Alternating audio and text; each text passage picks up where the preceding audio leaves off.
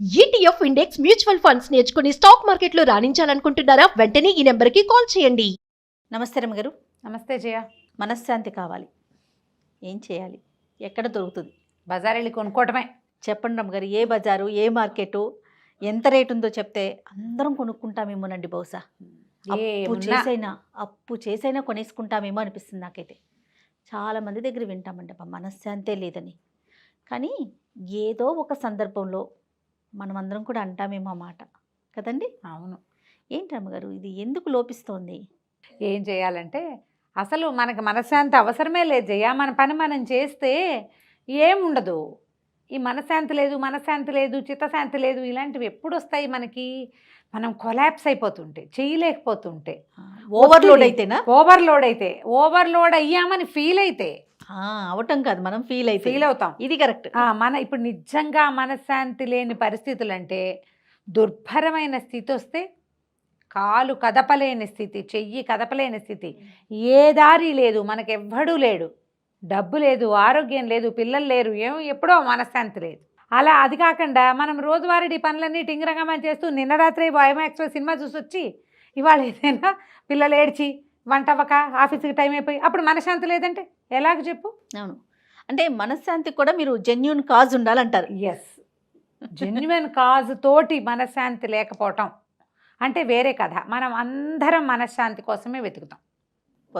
పరువు చిన్నవాడు ఒక 10 ఏళ్ళు 8 ఏళ్ల పిల్లాడు తీసుకో, వాడికి కూడా మెంటల్ పీస్ ఉండదు. వాళ్ళ అమ్మ తిడుతుంది, నాన్న తిడతాడు, నాయన మీద ఉంటుంది, స్కూల్లో ఏదో ప్రాబ్లము, పక్కవాడు విసిగిస్తాడు, పుస్తకం పోతుంది, వాడికి ఐస్ క్రీమ్ ఇష్టం, వాళ్ళ అమ్మ కొన్నంటుంది.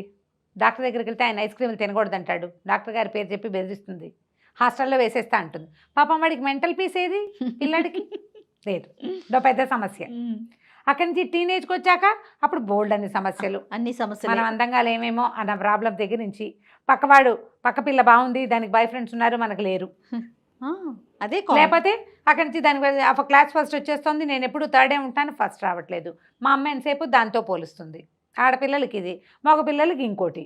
పిల్లల్లో కామన్గా ఉండేవేమిటి? టీనేజ్ పిల్లల్లో ఒకటి మార్కులు, ప్రెషరు, స్కూల్లో ప్రెషరు, కాలేజీలో ప్రెషరు, పేరెంట్స్ ప్రెషరు, అది కాకుండా వాడి సొంత శరీరం మీద వాడికి వచ్చేవి. వాడికి మెంటల్ పీస్ లేదు, మనశ్శాంతి లేదు. పాపం ఉద్యోగాలు రాకపోతే మనశ్శాంతి ఉండదు, వచ్చాక సరిగ్గా పెర్ఫార్మెన్స్ లేకపోతే మనశ్శాంతి ఉండదు. అదొక బ్రహ్మ పదార్థం. దాని మీదే మనం మాట్లాడుకుంటాం. మనం చెయ్యాల్సింది సరిగ్గా చేసి ఏదైనా ప్రాబ్లం వస్తే దాన్ని హ్యాండిల్ చేసేందుకు కావాల్సిన క్షమత ఉంచుకుంటే మనశ్శాంతి ఆటోమేటిక్గా వస్తుంది. పట్టాభిరామ్ గారిది ఓ పుస్తకం చదివాను నేను. అయితే ఆయన ఒక మనశ్శాంతి గురించి ఒక కథ రాశారు. సొంత కథ కాదనుకుంటా, పురాణ గాథ అని చెప్పారు. పూర్వం దేవుళ్ళు మొదట మనం ఎవరైనా లేనప్పుడు చాలామంది దేవుళ్ళు ఉండేవాళ్ళు, వాళ్ళకి ఏం పని పాట ఏమి ఉండేది కాదు. ఏముంటాయి దేవుళ్ళకి పనులు? మనం ఎవరైనా లేమప్పుడు, ఈ భూలోకం ఉంటేనే వాళ్ళకి పని. ఖాళీగా ఉండేవాళ్ళు, ఎంతో స్వర్గానందాన్ని అనుభవించేవాళ్ళు, హాయిగా ఉండి ఉండి విసుగు పుట్టింది. మనకు కూడా చూడు, పని లేక మనశ్శాంతి ఉండదు మనం. అవునవును, ఏ పని లేకపోతే వ్యాక్యూము, పని కల్పించుకోండి అని చెప్తాం మనం కదా. అవును, ఖాళీగా ఉంటే వ్యాక్యూమ్ ఉంటుంది. ఈ దేవతలంతా ఈ వ్యాక్యూమ్ని భరించలేక, క్రమంగా ఒత్తిడి భరించలేక చచ్చిపోతాము. ఏదైనా పని చేయాలని చెప్పి భావించి భూలోకాన్ని, చెట్లు, చేమలు, జంతువులు, మనుషులు, దిబ్బ తిరుగుండం, పొలం పుట్ర అన్నీ ఏర్పరిచాక దేవుళ్ళంతా తలా ఒక పోర్ట్ఫోలియో పంచుకున్నారు. మొక్కలకొకడు ఒక దేవుడు, దేవతల గొడ్లకు ఒక దేవుడు, జంతువులకు ఒక దేవుడు, పొలాలకొకళ్ళు, భూమికొకళ్ళు, పుట్రలకొకళ్ళు, ఇట్లా తలా ఒకటి పంచుకున్నారు. ఒక్కో దేవుడి దగ్గర 2-3 పోర్ట్ఫోలియోలు కూడా వచ్చినాయి. అంత లిస్ట్ రాసి ఈ లిస్టు 2 నువ్వు తీసుకో, 3 నువ్వు తీసుకో అని పెట్టుకున్నారు. పెట్టుకున్నాక ఒక పదార్థం మిగిలిపోయిందట. అదేమిటంటే మనశ్శాంతి. ఈ పదార్థాన్ని నువ్వు తీసుకో అనుకున్నారు. ఒక్కొక్కళ్ళు సజెస్ట్ చేశారు, కొండల మీద పెడదాం, అక్కడికైతే ఎవరు తీసుకోలేరంటే, మానవులు చాలా తెలివైన వాళ్ళు, భవిష్యత్తులో వీళ్ళు విమానాలు అవి కనబెడతారు, ఆ కొండల మీదకి ఎక్కేసి తీసేసుకుంటారు, కనిపెట్టేస్తారు. కనిపెట్టకూడదు. లేకపోతే సముద్రాల్లో దాచిపెడదామని ఇంకొకళ్ళు సజెస్ట్ చేశారు.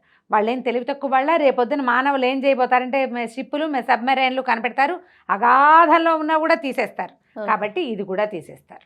పాతి పెట్టినా తవ్వేస్తారు. పాతి పెట్టాం భూమిలో, వీళ్ళు ఎక్కడెక్కడి మైన్స్ లాగేస్తున్నారు మన వాళ్ళు. భూమిలో ఇంత ఇనుము ఉందంటే చాలు, దాని మీద కోట్ల కొద్దీ వ్యాపారం జరుగుతుంది, 100ల కొద్దీ ఎకరాలని తవ్వి అవతల బారేస్తారు. ఏం చేద్దాం? ఈ మనశ్శాంతి అనే బ్రహ్మ పదార్థాన్ని ఎక్కడ పెట్టాలని ఆలోచిస్తే ఒక కుర్రదేవుడు సలహా చెప్పాడు, ఎక్కడో పెట్టద్దు, మానవుల మెదడులోనే పెడదాం. వాడు ప్రపంచమంతా వెతుక్కుంటాడు, వాడి సచ్చినా దొరకదు అని. సూపర్. ఎవడు తన లోపల వెతుకుతాడో వాడికి దొరుకుతుంది. వాడి మనశ్శాంతే వాడి పొందుతాడు. వీడు మనశ్శాంతిని పొందాడని ఎదురుకుండా వాడు చేయడు, వాడు వెతకడం మొదలెడితేనే వాడికి దొరుకుతుంది. అంతే. కాబట్టి ఇది దేవుళ్ళ పోర్ట్ఫోలియోగా ఉంచక్కర్లేదు, వాళ్ళ దగ్గర ఉంచితే సరిపోతుందని చక్కగా మానవుల మెదళ్లలోనే మనశ్శాంతి అనే బ్రహ్మ పదార్థాన్ని నిక్షిప్తం చేసేసారు. ఎంత బాగుందో. మన ఎంత బాగా రాస్తారో ఆయన. మన మనశ్శాంతిని మన లోపల వెతుక్కోవాలి. ఏ ప్రాబ్లం వచ్చినా సరే first list out. Pen paper పుచ్చుకోవద్దు, ఆలోచించు.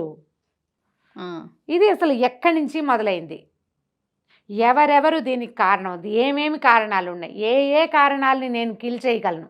నువ్వు ప్రయత్నం చేస్తుంటే చిత్తశాంతి ఆటోమేటిక్గా వచ్చేస్తుంది. అంతే. నువ్వు ట్రై చేయక ఏడుస్తున్నావు అనుకో, రాదు. ఇప్పుడు మరణాలు సంభవిస్తాయి జయ. అవును కదా, అప్పుడు మనశ్శాంతి ఉండదు. దీనికి ఎట్లా అండి క్వశ్చన్ చేసేది అని అడుగుతారు. వెంటనే అదే ఒక ప్రశ్న ఉంటుంది, మరణం ఎంత సహజమైంది. అవును. ఈ పూట దుఃఖం, రేపు దుఃఖం, ఎల్లుండి ఎన్ని రోజులు దుఃఖం. నేను నిద్ర ఆగదు, ఆకలి ఆగదు, ఆవలింతలాగవు, ఎక్కిళ్ళాగవు, ఏమాగుతాయి, ఏది ఆగదు, రోజు ఆగదు. మెల్లిగా ఆలోచించుకుని ఈ వ్యక్తి లేకపోతే వచ్చే లోట్లని మనం ఫుల్ఫిల్ చేద్దామని ట్రై చేస్తే ఆటోమేటిక్గా పెద్ద మనశాంతరమని కొంచెం క్రమంగా మనం దారిలో పడతాం. వ్యాపారం కుదేలైపోయిన వ్యాపారాన్ని దాన్ని ఎట్లా సెట్ చేయాలి అని మనం ఆలోచించుకోవాలి. కానీ రైస్ పుల్లింగ్ లాంటివి ట్రై చేస్తామంటే కదా, ఎక్కడ పోయిందో అక్కడ కదా వెతకాలి. అంతేనా? అవునండి. మనశ్శాంతి కూడా మన మనసులోనే పోతుంది, మనసులోనే వెతుక్కోవాలి. ఇలా ట్రై చేస్తే మీ మనశ్శాంతి కోసం మీరు ఎక్కడికి వెళ్ళక్కర్లా. దీనికోసం మనం ఏం చేయొచ్చు, ఒక 3-4 రకాల పద్ధతుల్ని పాటించవచ్చు. ఒకటి స్పిరిచువల్, భగవంతుడి వైపుకి వెళ్ళటం, దేవుడి ఏదైనా దేవస్థానాలు చూడటము, ఏదైనా పూజ చేసుకోవటం, అటువైపు మార్చుకోవటం. లేదా ఫిజికల్గా కొంచెం మీకు బాగా స్ట్రెస్ఫుల్గా ఫీల్ అవుతున్నారు, బాగా నడవండి, ఎక్సర్సైజ్ చేయండి, కొండలెక్కండి, ఎక్కడికైనా నడిచి వెళ్ళండి. మెల్లిగా ఫిజికల్గా కొంత మనం యావగేట్ అయితే కొంచెం తగ్గిపోతుంది. తర్వాత ఎమోషనల్గా దేనితోటైనా అనుబంధం పెంచుకోండి. కొత్తగా ఇంట్లో ఎవరో మరణించారు, ఇంట్లో ఒక కుక్క పిల్లనో పిల్లి పిల్లనో తీసుకురండి. లేదా ఎవరో దూరపు మేనత్త మా ఇంటికి వచ్చి ఉండు, పెద్దదానివి, మా ఇల్లు ఖాళీగా ఉంది, మా నాన్న అమ్మ లేక మాకు బాధగా ఉందని ఎవరైనా వాళ్ళతో ఎమోషనల్గా కనెక్ట్ అవ్వండి. ఒక రిలేషన్ని బిల్డ్ చేసుకోవటం ఏదైనా సరే. తర్వాత మెంటల్గా అంటే మనం ఏం చేయాలి ఆలోచించుకుని మన కోసం మనం ఏదైనా ప్రాణాయామం చేయటం, శరీరంతో చేయగలిగే శ్రమ చేయటం, శ్వాసల మీద ఆసక్తి చూపిస్తూ వాటి మీద కొంచెం ఆలోచించుకుంటూ వాటి మీద కనుక మనం వర్కౌట్ చేసినా కూడా మెల్లిగా inner peace, plenty of oxygen ఇస్తే ఇన్నర్ పీస్ కనపడడం మొదలు పెడుతుంది. రాదు, వచ్చేదు, మొదలు పెడుతుంది. క్రమంగా మీరు అందులోకి వెళ్ళటం మొదలు పెడతారు. మనని మనం తరిచి చూసుకోవటం ఒకటి అలవాటైతే మనశ్శాంతి ఎక్కడో ఉండదు, అంతే, లోపలే ఉంటుంది. అంతే. సూపర్ రమ్మ గారు. నమస్తే. నమస్తే.